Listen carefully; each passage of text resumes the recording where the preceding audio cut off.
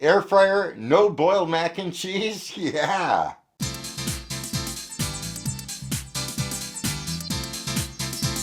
Hey there, ladies and gentlemen. Welcome back to the Food Experience. Today's experience, I'm going to make some air fryer mac and cheese. No boil mac and cheese in the Kalorik Maxx air fryer oven. In fact, it's almost done cooking right now. I thought now would be a great time to film the intro. And without further ado, let's go ahead and get down to it.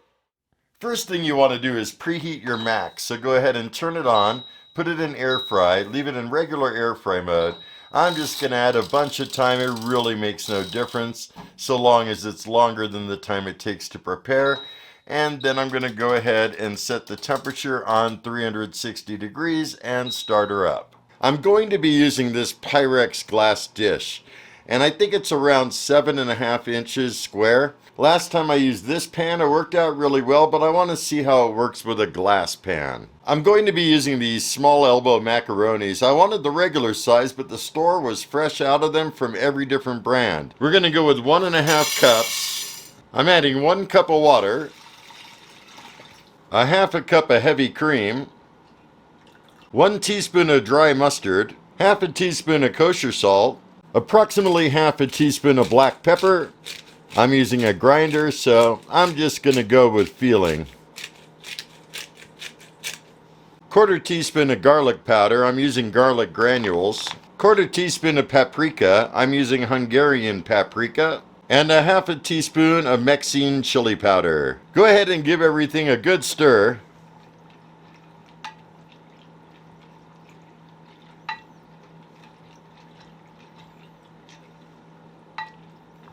Make sure everything is well combined. And then kind of give it a shake to get everything back even again. But everything should be submerged. If you see little pieces sticking up, try to smooth it out. Next, I'm going to be using some mild cheddar cheese. You're welcome to use whatever cheese you like. A lot of people like sharp cheddar. You could add mozzarella, parmesan, whatever you like, whatever is your favorite. But mild cheddar is one of mine. And you want to use 8 ounces of shredded cheese. So at first you want to add about 1/2 to 3/4 of the cheese. Now that everything's put together and the max is heated up, let's go ahead and insert the baking dish. And I'm putting it on top of the wire rack in the bake to position. And we want it to go for 10 minutes. So I'm going to set my timer, to 20 minutes.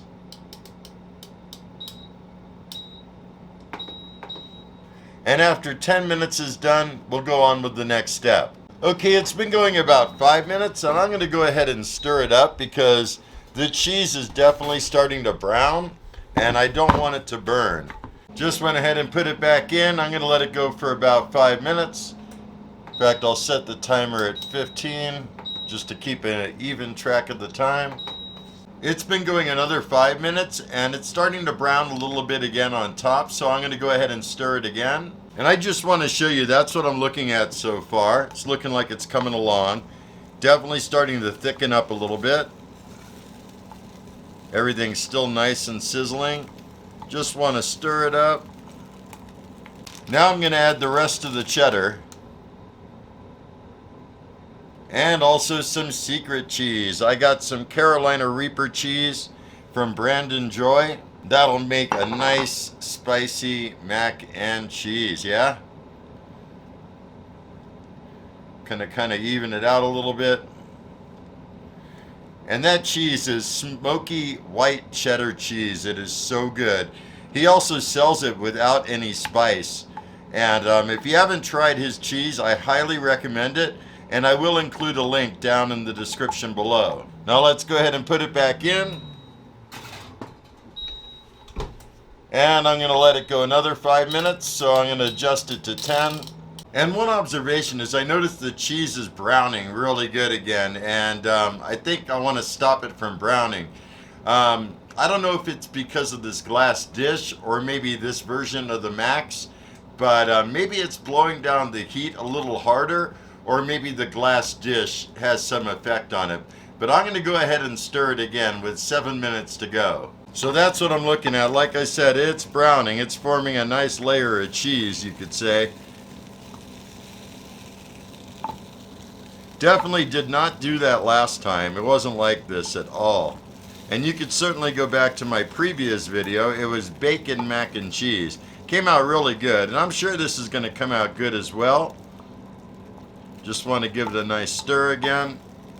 And the macaroni definitely feels like it's been cooked. It's not all hard, I could tell. So yeah, let's go ahead and put it in for the final run. In fact, for this last 6 minutes, I'm going to turn it off air fry. I'm going to go to oven mode and set it at 360. Okay, all done. Let's go ahead and remove it. That's what I'm looking at. So I'm going to go ahead and stir it up one more time, and it really has gotten thick. And it's got a brown color from the paprika and chili powder that I put in addition to some of the cheese that browned. But yeah, that is super thick and definitely nice and creamy. Hopefully that's coming across good. I'm just going to do one last touch. I'm going to go ahead and sprinkle some Parmesan cheese on top. Going to go ahead and turn oven mode back on. Leave it on bake. 360. Start her up. And put it back in. And I'm going to let it go till it looks like it's browning on the top with the Parmesan, probably a couple minutes. That's what I'm looking at. Now you could serve it as is and stir it up and it'll be nice and creamy. Or if you want it to firm up a little bit, just wait about 10 minutes. And that's what I'm going to do. It's been cooling off for about 10 minutes, so I'm going to try to cut into it and see what we're looking at.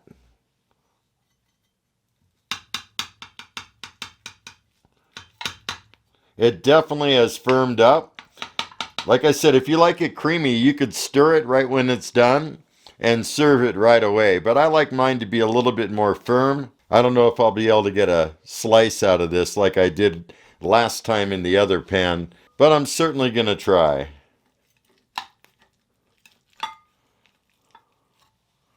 Oh yeah. But hopefully you can definitely see it is nice and cheesy. And it is definitely creamy underneath still, you know? Not sure if the video is doing it justice. It always looks darker in the video than it is in real life. But yeah, let's go ahead, go back up top and sample it together. Welcome back everybody. I got my plate of mac and cheese right here. Let's see how it came out. Everyone likes their mac and cheese differently, so this may not be suitable for everyone.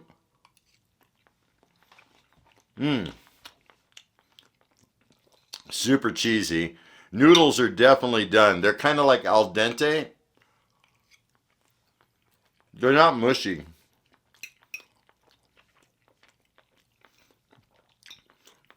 They got a little bit of firmness without being like crunchy or stiff or anything like that.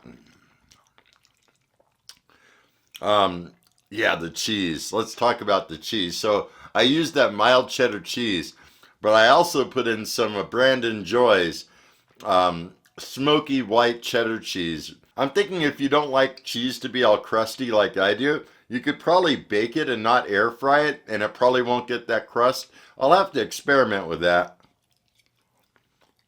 There's a little bit of garlic, that paprika I put in, the chili powder. It just adds for more flavor, you know?